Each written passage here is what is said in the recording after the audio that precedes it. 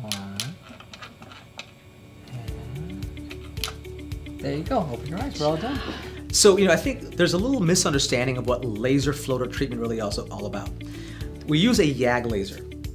Now, when people hear YAG lasers, their first assumption is, oh, how can you do a laser treatment now when I've had this laser for 20 years? Technology has changed. And I always use the analogy of cataract surgery. Imagine if I told you a phaco machine from 25 years ago is the same as it is today.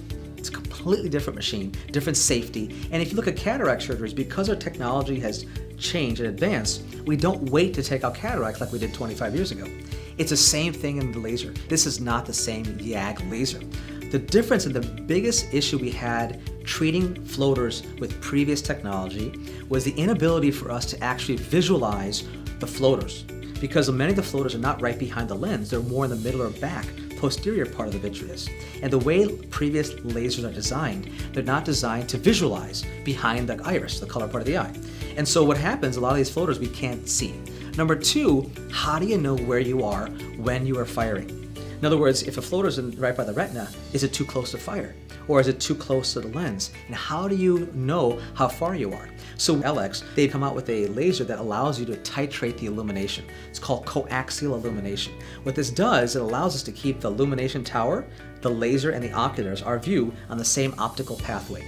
That allows us to see far into the vitreous. Also, real time, know where's the floater and where's the retina, where's the floater, where's the lens, all at the same time. That way I can feel comfortable identifying them, but also treating them. That is a change in technology that a lot of people don't realize. The second thing is energy. When people think of YAG laser, right, they think of a procedure called YAG capsulotomy, which is something we do after cataract surgery, very common, safe procedure we do all the time. The difference is this laser also has a different energy beam. We are using higher energies than we do with the YAG capsulotomy and higher number of shots. So the first problem is when people try this, they're not comfortable using 500 shots sometimes. People are used to 20, 30 shots. So there's a lack of awareness and understanding of, is it safe to go to those higher number of shots and to use higher energy levels, like 6, 7 millijoules. And what we realize now with all of our studies is that when you increase the energy in the laser, it's not the same amount of increase of energy in the eye, the dispersion or the shock wave.